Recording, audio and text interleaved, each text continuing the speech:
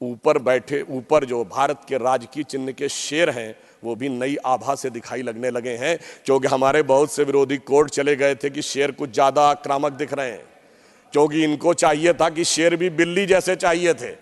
परंतु अब संसद भवन में एक ऐसा शेर बैठा है जिसकी वजह से अब किसी की भारत की तरफ आंख उठाने की हिम्मत नहीं है।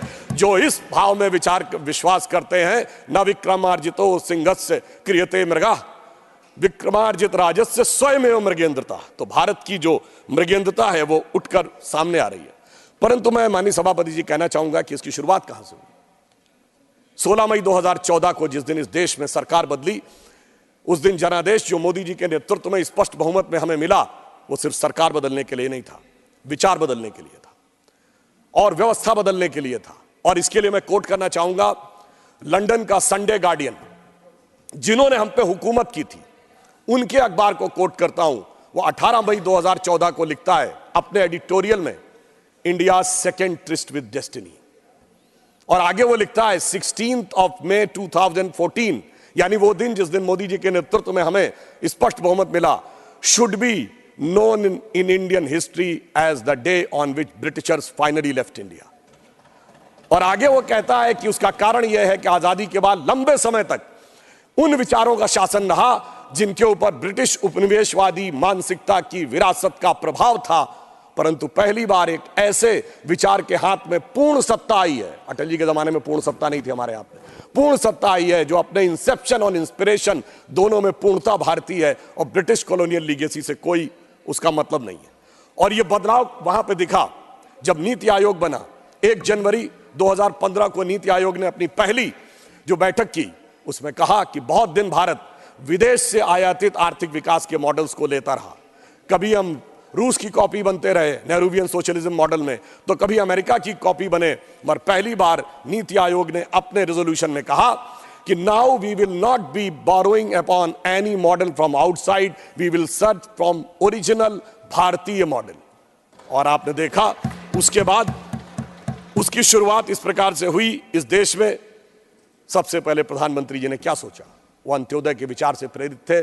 सभापति महोदय, जब हम लोग सत्ता में नहीं थे तो हम लोग कहते थे, उगा सूर्य कैसा कहो मुक्ति का ये उजाला करोड़ों घरों में न पहुंचा, खुला पिंजरा है मगर रक्त अब भी थके पंछियों के परों में न पहुंचा। तो प्रधानमंत्री जी ने सबसे पहले यह इंश्योर किया जन धन योजना लाके कि गरीबों के पास अकाउंट होने चाहिए, और आज 54 करोड़ अकाउंट हैं, तो थके पंछियों के परों में सीधा वह रक्त पहुंचे जिसमें ना कोई कट हो ना किसी अन्य प्रकार की चीज। फिर चाहे 11 करोड़ लोगों को शौचालय देना हो, 4 करोड़ गरीब लोगों को आवास देना हो। और इसके द्वारा बढ़ते हुए हमारे कई विरोधी लोग कहते हैं कि साहब रोजगार और व्यवसाय में स्थिति ठीक नहीं है, तो मैं बताना चाहता हूं कि 2014 में EPFO employees provident fund account, यानी कर्मचारी भविष्य निधि खाता, कोई कर्मचारी बनेगा तभी अपना भविष्य निधि खाता बनवाएगा, क्योंकि वो भी पैसा डालेगा और उसका एम्प्लॉयर भी पैसा डालेगा। 2014 में 11 करोड़ थे, आज 27 करोड़ है।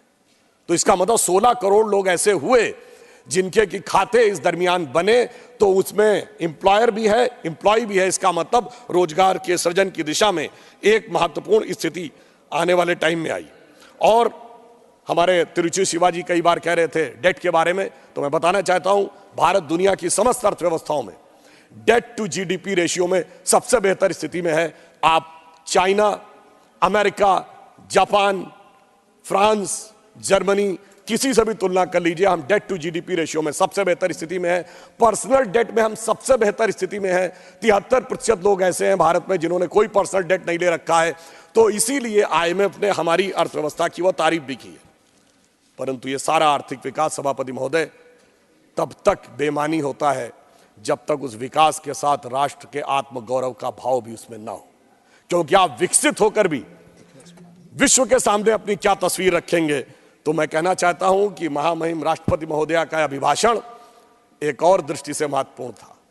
सभापति महोदय, ये 5 साल के बाद आने वाली सरकार का, जो दोबारा भी आने वाली है, सिर्फ 5 साल के बाद आने वाली सरकार का अभिभाषण नहीं था, उस कालखंड का अभिभाषण नहीं था, 500 साल के बाद आने वाले भगवान राम के आगमन के उस अलौकिक अनुभूति के कालखंड का भी था। और मैं यह भी बताना चाहता हूं, देखिए इस देश में भगवान राम, उनके जीवन ने इस राष्ट्र और समाज को जो प्रेरित किया वो राम मंदिर के समय में किस रूप में हुआ मैं बताना चाहता हूं। अगर भगवान राम का जन्म केवल इसलिए हुआ था कि रावण का वध करना था, तो अयोध्या के राजा के रूप में अयोध्या की सेना लेके जाते, रावण को मार देते, परंतु उससे धर्म नहीं स्थापित होता। इसलिए पहले राजा राम को वनवासी राम बनना था, उसके बाद निषाद राज का सम्मान, उसके बाद माता शबरी का सम्मान, उसके बाद सुग्रीव का राज्याभिषेक, फिर बानर, रीछ, भालू अर्थात समाज के उन दूर के कोनों में खड़े हुए लोग जहां तक किसी की दृष्टि भी नहीं जाती थी, सबको संगठित किया और संगठित करके तब जाकर उस समय की विश्व की सबसे बड़ी शक्ति को उन्होंने परास्त किया। अर्थात समाज के हर वर्ग को सम्मान स्थान देकर तब जाकर राम का राज्याभिषेक हुआ था।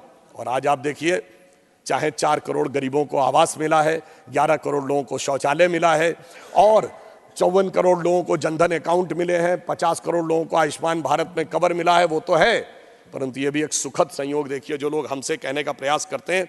मैं याद दिलाना चाहता हूं, श्री राम जन्मभूमि का शिलान्यास जो 9 नवंबर 1989 को हुआ था, उसकी पहली ईंट जो पूरे शास्त्रीय विधान से हुआ था, जिसको सम्रांगण सूत्रधार कहते हैं उस ग्रंथ के अनुसार, पर पहली ईंट बिहार के कामेश्वर चौपाल ने रखी थी, जो आप लोगों के अनुसार सो कॉल्ड लोअर कास्ट में आते हैं। हम किसी को हायर और लोअर कास्ट नहीं मानते। और फिर संयोग देखिए, जब जजमेंट आता है 2019 में, तो उस समय हमारे महामहिम राष्ट्रपति श्री रामनाथ कोविंद थे, जो अनुसूचित जाति समाज से आते थे। और आज जब राम मंदिर का उद्घाटन होता है, तो हमारी राष्ट्रपति द्रौपदी मुर्मू जी हैं, जो अनुसूचित जनजाति से आती हैं, और उस प्राण प्रतिष्ठा के मुख्य जजमान हमारे प्रधानमंत्री श्री नरेंद्र मोदी जी थे, जो पिछड़े वर्ग से आते हैं। मुझे लगता है जो राम के काल में हुआ था, सबको सम्मान, सबको स्थान, सबको सत्ता में स्थान, वही राम मंदिर के काल में भी हो रहा है। परंतु एक फैक्ट मैं और यहां पे कहना चाहता हूं। कई बार हम लोग उस समय छात्र जीवन में थे और ये कहा जाता था कि साहब ये मंडल के जवाब में कमंडल आया था। तो मैं एक स्पष्ट करना चाहता हूं, ये पूरी तरीके से भ्रांति है। जो उस समय वीपी सिंह की सरकार मंडल लेके आई थी, उसका हमसे कोई लेना देना नहीं था। हमारा आंदोलन 1984 से चल रहा था, 86 में ताला खुल गया था, 9 नवंबर 89 को शिलान्यास हो गया था। आज मैं सारे प्रबुद्ध लोगों से कहना चाहता हूं, मंडल कमीशन किस दिन लागू हुआ? 7 अगस्त 1990, सिर्फ 8 दिन बाद 15 अगस्त था। इतना बड़ा निर्णय जो उस सरकार ने आकर 8 महीने तक नहीं लिया, जो 8 घंटे में होने वाला निर्णय था, क्यों 15 अगस्त को नहीं हो सकता था? मैं बताता हूं उसका कारण बहुत स्पष्ट रूप से। के राजा कुरुप्पु स्वामी की किताब में श्री स्वर्गीय शरद यादव जी ने लिखा कि वीपी सिंह से उनकी बात हुई और वीपी सिंह ने कहा कि मैं 15 अगस्त को इसको ऐतिहासिक अनाउंस करना चाहता हूं, मगर क्या करें, 9 अगस्त को देवीलाल जी की रैली थी और उन्हें इस बात का डर था कि देवीलाल जी की रैली के बाद जनता दल में विभाजन न हो जाए, बहुत से नेता न चले जाएं। उन्हें इस बात का डर था कि शरद यादव जी भी चले जाएंगे। उस समय कृषक वर्ग में बहुत सी ऐसी जातियां थी जो आज ओबीसी में है, उस समय नहीं थी। तो देवीलाल जी की रैली 9 अगस्त को थी, इसलिए 7 अगस्त को करना पड़ा। अर्थात उनका मूल उद्देश्य सामाजिक न्याय, समाज के वर्गों के लिए उत्थान नहीं था, अपनी पार्टी के अंदरूनी समीकरण और उस राजनीति को साधना था। क्योंकि उद्देश्य पवित्र नहीं था, इसलिए न वो पार्टी बची, न उन नेता को सम्मान मिला। जबकि इसके ठीक विपरीत अगर देखें तो हमने ईमानदारी से उस वर्ग के सभी नेताओं को, जैसे श्री कल्याण सिंह जी, उमा भारती जी, विनय कटियार जी, नरेंद्र मोदी जी, ये सब तो मंडल के राज से पहले ही के दौर में आ गए थे। और उसके बाद अगर आज हम देखें तो जो लोग आज हमसे कहते हैं पिछड़े वर्ग की बात, तो मैं कहना चाहता हूं कि हिंदी पट्टी में हमने 5 मुख्यमंत्री बनाए। कल्याण सिंह जी मध्य प्रदेश में, उमा भारती जी, बाबूलाल गौड़ जी, शिवराज सिंह चौहान जी, मोहन यादव जी, और हमने 8 डिप्टी सीएम बनाए। केशव मौर्य जी उत्तर प्रदेश में, सुशील मोदी जी यहाँ सदन में हैं, तारकेश्वर जी, रेणुका देवी जी, और हमने अभी अरुण साव जी छत्तीसगढ़ में, सम्राट चौधरी जी बिहार में। 8 और 5 13, और यदि प्रधानमंत्री जी को मिला लें तो 14। उस वर्ग के 14 लोग हमने बनाए, इसमें 11 लोग अलग अलग जातियों के हैं। ये होता है सबका साथ सबका विकास। और जो लोग आज सामाजिक न्याय की बात करते हैं, अपने परिवार के अलावा एक योग्य व्यक्ति उन्हें नहीं मिलता है। जिस दिन सत्ता देने की बात आती है तो वर्ग तो छोड़िए, अपनी जाति में भी एक योग्य व्यक्ति नहीं मिलता है। केवल अपने परिवार को सब कुछ चाहिए, यानी जाति का चूरन देना है, परिवार को संपूर्ण सत्ता पूरन लेना है। यह उनका उद्देश्य, और हमारी सोच इस मामले में बिल्कुल अलग रहती थी। अब यहां मैं एक और बात कहना चाहूंगा।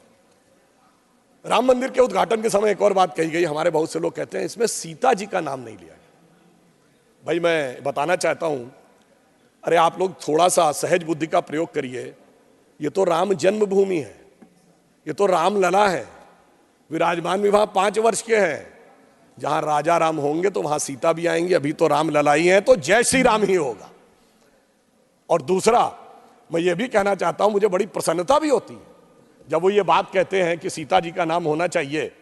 तो मुझे ध्यान आता है कि दुनिया में कोई दूसरी संस्कृति नहीं है जो ईश्वर में स्त्री तत्व को स्थान देती हो, सिर्फ हमारी संस्कृति है। हम सीताराम भी कहते हैं, राधे श्याम भी कहते हैं, लक्ष्मी नारायण भी कहते हैं, गौरी शंकर भी कहते हैं। और जब राम मंदिर आंदोलन चल रहा था तो हम दोनों को याद करते थे। सभापति जी, मैं बालक के रूप में गया था उस रैली में, मुझे आज तक याद है। हम कहते थे, जन जन के मन में राम रमे और प्राण प्राण में सीता है। हर हृदय की धड़कन रामायण, पग पग पर बनी पुनीता है। यदि राम नहीं है श्वासों में तो प्राणों का घट रीता है। फिर हम कहते थे, इसलिए नरनाहर श्री पुरुषोत्तम का हम मंदिर भव्य बनाएंगे। सौगंध राम की खाते हैं, हम मंदिर वहीं बनाएंगे। और आज आप देखिए, वो सौगंध पूर्ण हुई। उसकी शुरुआत माननीय अडवाणी जी के समय में हुई थी और संपूर्ण मोदी जी ने उसे करने का कार्य किया है। अब मैं एक और बात कहना चाहता हूं, एक थोड़े इस विषय के ऊपर। माननीय खड़गे जी ने कल एक विषय कहा था कि साइंटिफिक होने की बात करनी चाहिए। जब हम साइंटिफिक की बात करते हैं तो मैं याद दिलाना चाहता हूं, श्री राम जन्मभूमि का जो मंदिर बना है ना, उसमें एक बड़ा साइंटिफिक एंगल आया है। वो क्या है कि रामनवमी के दिन उनके मस्तक के ऊपर सूर्य तिलक होगा। अब इसके लिए सबसे पहले किस चीज की जरूरत है? जो प्लैनेटरी पोजीशन थी कि अर्थ का जो एंगल होगा सूर्य के साथ, उस पर्टिकुलर दिन कैसे होगा। तो इसमें 3 इंस्टीट्यूट ने काम किया है। इंस्टीट्यूट ऑफ एस्ट्रोफिजिक्स बेंगलोर ने, जिसने उस पूरे एस्ट्रोनॉमिकल कैलकुलेशन को सटीक ढंग से किया है। दूसरा है central building research institute Roorkee, जिसने कि उसकी व्यवस्था बनाने का काम किया। और तीसरी एक प्राइवेट कंपनी है जिसने वो कॉन्वेक्स लेंसेस के थ्रू कैसे वो अंदर आएगा और ठीक उसी बिंदु के ऊपर उस दिन केंद्रित होगा, ये व्यवस्था की है। मगर मैं अपने विरोधियों को बताना चाहता हूं, आज तो एस्ट्रोफिजिक्स का इंस्टीट्यूट है, आज तो हमारे पास इतनी टेक्नोलॉजी है, मगर यही तो कोणार्क के सूर्य मंदिर में भी था। यही तो अगर आप देखें तो आंध्र प्रदेश में वेद नारायण मंदिर है, उसमें भगवान के चरणों के ऊपर पड़ती हैं। कोल्हापुर में महालक्ष्मी का मंदिर है महाराष्ट्र में, उसमें 3 दिन के लिए इक्विनॉक्सेस आते हैं तो देवी के मस्तक से लेकर चरणों तक चले जाते हैं। कर्नाटक के श्रृंगेरी में जो मंदिर है उसमें 12 महीनों में अलग अलग सूर्य की गति पड़ती है। पूछिए साहब, अगर विज्ञान नहीं था तो उस जमाने में इतना सटीक कैलकुलेशन कैसे हुआ जो आज इतने बड़े बड़े सैटेलाइट्स के बाद होने की बात आई है। इसलिए मैं कह सकता हूं कि इसके लिए हमें इस विचार पे धर्म और संस्कृति के साथ इस विज्ञान पर भी गर्व करना चाहिए। वैसे मैं एक और बात कहना चाहता हूं, इसमें विज्ञान का एक और गहरा, आप सबको ध्यान हो कि उसमें 84 सेकंड का मुहूर्त था, पर वो शुरू कहां से होता है? अगर आपने कभी भी उसको सुना हो, लोग को तो क्या कहते हैं, ब्रह्मा आयु द्वितीय परार्धे। द्वितीय परार्ध ब्रह्मा की आयु मतलब 155 ट्रिलियन ईयर्स। वैसे बिग बैंग थ्योरी कहती है कि 14 बिलियन ईयर पहले दुनिया बनी। तो मैं बता देना चाहता हूं कि जेम्स वेब टेलीस्कोप में जो नई फाइंडिंग की है उसमें बहुत सी गैलेक्सीज ऐसी आई हैं जो 14 बिलियन से आगे की आ रही हैं। तो now that theory has become debatable. फिर वहां से आते हैं श्वेत वाराह कल्पयानी 1.97 बिलियन ईयर्स। फिर आते हैं वैवस्वत मनवंतरे, फिर आते हैं कलयुग यानी 5125 ईयर्स। फिर आते हैं विक्रम संवत में 2081 साल। फिर आते हैं वर्ष में, वर्ष के भाग में, उत्तरायण सूर्य में। फिर आते हैं महीने में, और उसके बाद वार नक्षत्र होते हुए 84 सेकंड तक। मैं कहना चाहता हूं ये भारत की सनातन यात्रा है जो 155 ट्रिलियन ईयर से लेकर सटीक कैलकुलेशन 84 सेकंड तक का करती है। मुझे लगता है दुनिया में कोई धर्म संस्कृति ऐसी नहीं होगी जो इस प्रकार का करने की क्षमता रखती हो, वो सिर्फ हमारे यहाँ। मगर उसके बाद भी माननीय सभापति महोदय, मैं कहना चाहूंगा कुछ लोगों को, और इस बारे में दुनिया के सबसे बड़े कॉस्मोलॉजिस्ट कार्ल सेगन जिसने first man made object Voyager जो सोलर सिस्टम के बाहर गया है, उसका जो मैसेज है कंपोज किया है, उसने लिखा है, उसका वीडियो कोई जाके चेक कर सकता है। Now only the ancient calculation of Hindus matches with the modern scientific calculation, cosmological calculation. मगर एक बात मैं यहां पे राजनीतिक भी कहना चाहता हूं। मान्यवर बहुत से लोग कहते थे कि श्री राम जन्मभूमि की प्राण प्रतिष्ठा का मुहूर्त ठीक नहीं है, मगर मैं कहना चाहूंगा उन सारे लोगों को देख लेना चाहिए कि राहुल गांधी जी ने जो यात्रा शुरू की है, इसका मुहूर्त कैसा था, जरा इस पर विचार कर लेना चाहिए। क्योंकि वो जहां से चले हैं, पहले वो चले असम से, तो देवड़ा साहब मुंबई में अलग हो गए। वो बंगाल की तरफ उठे तो ममता दीदी ने अलग स्टैंड ले लिया। उत्तर प्रदेश में मायावती जी ने अलग स्टैंड ले लिया। पंजाब में आम आदमी पार्टी अलग हो गई। बिहार पहुंचे तो गठबंधन ही पलट गया।